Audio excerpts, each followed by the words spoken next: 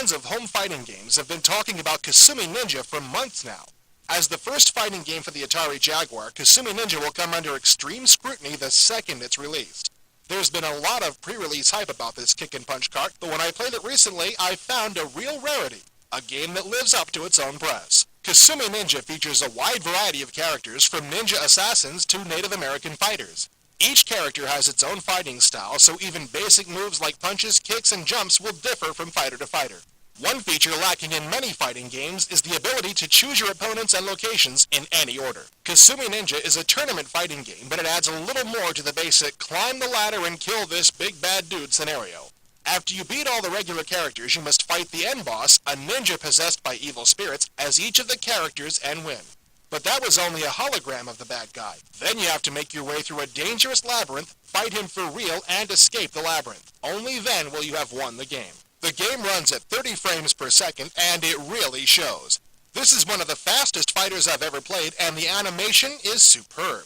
In a bow to Shang Tsung, defeating a character gives you the ability to morph into them and use their powers.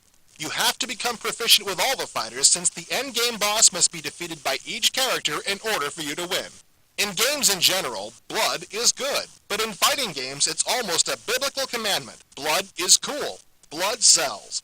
Considering that, Kasumi Ninja should go over big. There's more blood in here than Acclaim ever thought of throwing into Mortal Kombat, and the blood collects in gruesome pools on the floor for the duration of the fight instead of mysteriously evaporating after a few seconds. Kasumi Ninja will include just about every option you could think to throw into a fighting game. Naturally, it'll have lots of special moves and lightning-fast combos. You can play in two-player mode or against the computer, which is sensitive to your abilities and will adjust to your style. Hidden characters, a turbo mode, and a blood lockout code will also be included. Of course, no fighting game of the brutal, bloody, malicious sort would be complete without a host of disgusting fatalities to learn.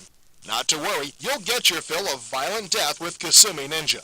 Apart from being interesting and extremely well animated, this game's fatalities are the bloodiest, most gruesome mutilations of dead people I've seen on any platform, home or otherwise.